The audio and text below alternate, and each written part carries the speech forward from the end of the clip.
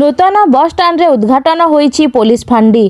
पुराना बस स्टाण्ड थिबा फांडी नुआ बस स्टाण्ड को स्थानांतर होइथिबा बेले संध्यारे पूजापाठ सह टाउन फांडी लोकार्पित होईछि।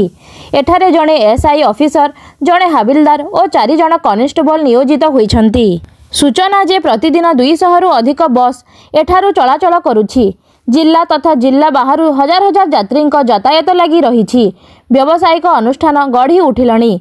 बस स्टाण्ड कार्यक्षम होगा सहित सेठारे पुलिस फांडी खोलिबा निहाती दरकार रहिथिला। पुलिस भय नथिबारु अधिकांश समय रे गंडगोल लागुथिला। चोरी छिनताई बढ़िबा सहित असामाजिकଙ୍କ प्रादुर्भाव ने खुद बस स्टाण्ड कर्तृपक्ष और बस मालिक संघ चिंता प्रकट करथिले।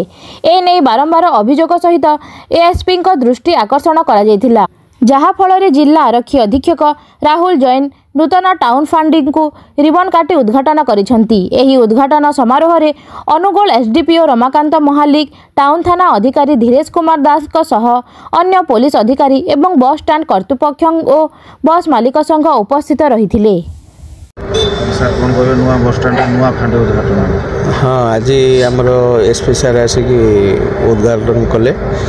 अनुगुल टाउन आउटपोस्ट आगुरी फंक्शन करथुला आमर पुराना बस स्टाण्ड जो सेठी भी आमर पेट्रोलिंग रहिबो, किंतु जेहेतु एठी आमर लोकंकर यातायात बस स्टाण्ड नुआ बस स्टाण्ड हेछि। एठी भी प्रेशर रहउछि, पॉपुलेशन प्रेशर रोची प्लस आमर गहली रोची एरिया से दृष्टि रखिक एठी आज उद्घाटन कर एसपी सर कंटिन्यू कर। मु आशा रखुची लोकंकर सेवारे फांडी निश्चित भाव में सहयोग करेंगे, लोक उपकृत हेबे, लोकंकर सेवा जोगेबे। फांडी जो माने जड़े सब इन्स्पेक्टर रैंकर लोक एटी चार्ज रे, तेणु लोक सेवा जोगेबार उद्देश्य आज उद्घाटन है।